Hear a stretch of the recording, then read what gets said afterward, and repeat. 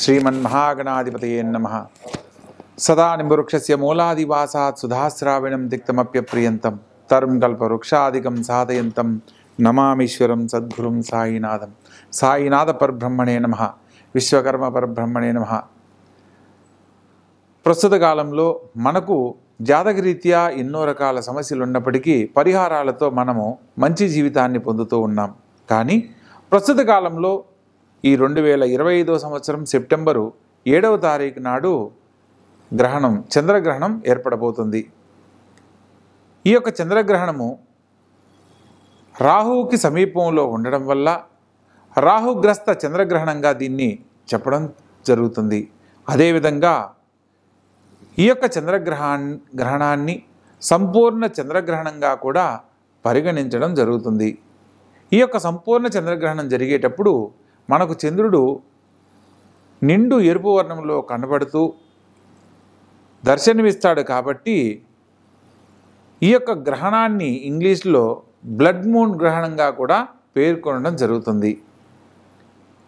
ప్రస్తుత కాలంలో మనం గ్రహణానికి సంబంధించి ఎందుకు చర్చించుకోవాలి అనే అంశాన్ని గురించి ఆలోచించినట్లయితే మనకు జరిగిపోయిన కాలంలో గ్రహణ సమయంలో కొన్ని రకాల విపత్తులను మనం ఎదుర్కోవడం జరిగింది. అదేవిధంగా ఈ సంవత్సరం జరుగుతున్న చంద్రగ్రహణానికి సంబంధించి ఈ సంవత్సరంలో జరగబోయే విపత్తుల గురించి తెలుసుకునే అవకాశం కూడా ఉంటుంది. కాబట్టి ప్రతి ఒక్కరి జీవితంలో భగవద్ అనుగ్రహంతో ఆనందకరమైన జీవితాన్ని పొందాలి అనే ఒక సంకల్పంతో ఈ యొక్క కార్యక్రమం చేయడం జరుగుతుంది. ఈ యొక్క గ్రహణానికి సంబంధించి జరిగిపోయిన అంటే గత కాలంలో జరిగిన చంద్రగ్రహణాలను కనుక మనం పరిశీలించినట్లయితే 2001 జనవరి 9 ప్రాంతంలో ఏర్పడిన చంద్రగ్రహణం వల్ల గుజరాత్లో భయంకరమైన ప్రకంపనల వల్ల అనేక భూ నష్టము, ధన నష్టము, జన నష్టం కలగడాన్ని మనం గమనించవచ్చు. అదేవిధంగా 2003లో ఇరాక్పై యుద్ధం జరగడము, తద్వారా కొంత భారతదేశంలో ఆర్థిక ద్రవ్యోల్బణానికి సంబంధించిన సమస్యలు ఎదుర్కోవడం లాంటివి జరిగింది. అదేవిధంగా 2007లో కామన్వెల్త్ సంబంధించిన గేమ్స్కు సంబంధించి కొన్ని చట్ట వ్యతిరేకమైన పనులు జరగడాన్ని మనం గమనించవచ్చు. 2010 డిసెంబర్ 21వ తారీఖున ఈ యొక్క విషయం జరగడాన్ని మనం గమనించవచ్చు. ప్రత్యేకంగా 2020లో మనందరికీ తెలిసి ఎంతోమంది ప్రాణ నష్టం జరిగిన కోవిడ్-19 రావడం కూడా 2020 జనవరి 10వ తారీఖున ఈ యొక్క గ్రహణం ఏర్పడడాన్ని గురించి మనం తెలుసుకున్నట్లయితే గ్రహణ సమయంలో ఎన్నో రకాల విధ్వంసాలను మనం ఎదుర్కొన్నామన్న విషయాన్ని మనం గమనించవచ్చు. ప్రస్తుత కాలంలో కూడా ఈ యొక్క చంద్రుడు రాహుగ్రస్తమై గ్రహణ రూపంలో ఏర్పడడం ద్వారా ఈ గ్రహణానికి సంబంధించి అనేక మంది జలప్రలయంలో కొట్టుకుపోవడం, వర్షాలకు మరియు భూకంపాలకు సంబంధించిన విధ్వంసాలు ఎన్నో జరగడం లాంటివి మనం గమనించవచ్చు. ఈ మధ్య జరిగిన కాలంలో చైనాలో జరిగిన వరదలు కానీ లేదా కొన్ని ప్రాంతాలలో క్లౌడ్ ఫ్లడ్స్ అని చెప్పని మనం ఉత్తరాఖండ్ ప్రాంతంలో ప్రస్తుతం ఉన్న ఈ మధ్య జరిగిన వరదల్లో ఎంతోమంది ఊర్లు కొట్టుకుపోయి ఇచ్చిన విషయాన్ని కూడా మనం గమనించవచ్చు. అలాగే ప్రతి ఒక్క రాసుల వారికి కూడా జాతకరీత్యా ఈ యొక్క గ్రహణ సమయంలో మనం చేసే పరిహారాల కారణంగా సమస్యలు ఎదుర్కొనకుండా భగవద్ అనుగ్రహంతో మనం పొందాలనుకున్న గొప్ప జీవితాన్ని పొందడానికి అవకాశం ఉంది. కాబట్టి ఆ విషయాలను ఒక్కొక్క రాశుల వారీగా వివరంగా తెలియజేస్తాను. తెలుసుకున్న ప్రతి ఒక్క అంశాన్ని గమనించి ఆచరించవలసిన పరిహారాలను గనక ఆచరించినట్లయితే భగవద్ అనుగ్రహంతో గొప్ప జీవితంలో స్థిరపడతారు. ముఖ్యంగా మనము ఒక్కొక్క రాశుల వారీగా మనం పరిశీలించే క్రమంలో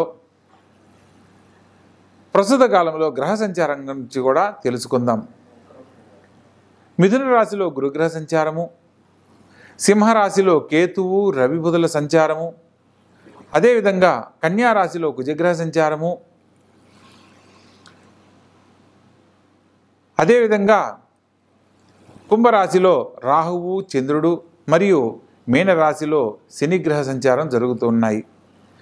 ఇలా గ్రహాలు సంచరించే కాలంలో మనకు ఈ యొక్క కుంభరాశిలో చంద్రుడితో రాహువు కలవడం వల్ల ప్రత్యేకించి ఈ యొక్క కుంభరాశి వాళ్ళు, సప్తమ స్థానమైన సింహరాశి వాళ్ళు, సింహరాశిలో ఉత్తరా పల్గుని నక్షత్రంలో ఈ యొక్క గ్రహణ దోషం ఏర్పడుతుంది కాబట్టి ఈ రెండు రాశుల వాళ్ళు విశేషమైన దైవ కార్యక్రమాలను ఆచరించడము, దేవతారాధనలో ఆ రోజు సమయాలను కేటాయించుకుని మరీ భగవద్భక్తితో గనక ధ్యానిస్తూ మనోవాంఛలను గనక భగవంతుని ముందు చెప్పుకున్నట్లయితే ఎదుర్కొనబోతున్న విపత్తుల నుంచి బయటపడడమే కాకుండా ఆనందకరమైన జీవితాన్ని పొందడానికి అవకాశాలు ఏర్పడతాయి.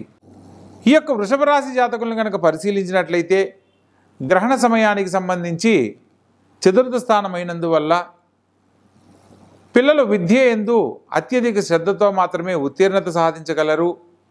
ఆరోగ్యం విషయంలో కడు జాగ్రత్తలు పాటించాలి. తల్లిగారితో సత్సంబంధాలతో మెలగాలి.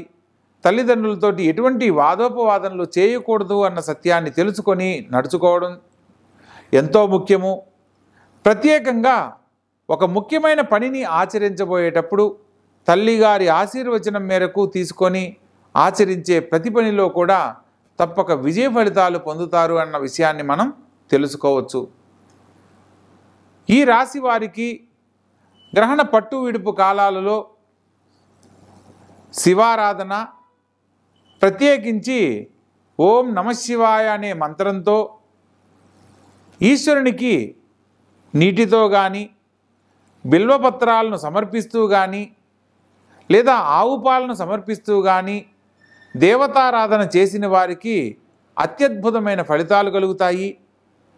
మానసిక చింతనతోటి అనుకున్న పనులు కాలేదని బాధపడుతున్న వారికి ఈశ్వరానుగ్రహంతో సంపూర్ణమైన మానసిక ప్రశాంతత దొరకడమే కాకుండా గొప్ప జీవితంలో స్థిరపడే అవకాశాలు లభిస్తాయి. గ్రహణ సమయంలో ఖచ్చితంగా దేవతారాధనను ఆరాధించాలి.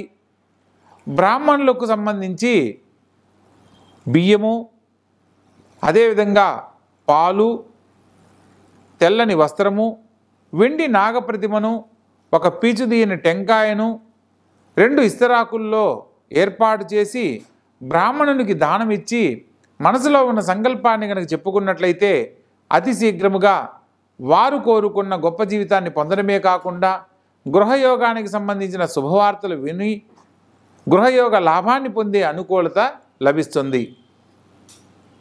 ప్రత్యేకంగా ఈ రాశివారు గ్రహణ సంబంధమైన విషయాలలో తప్పక నియమాలను పాటించాలి.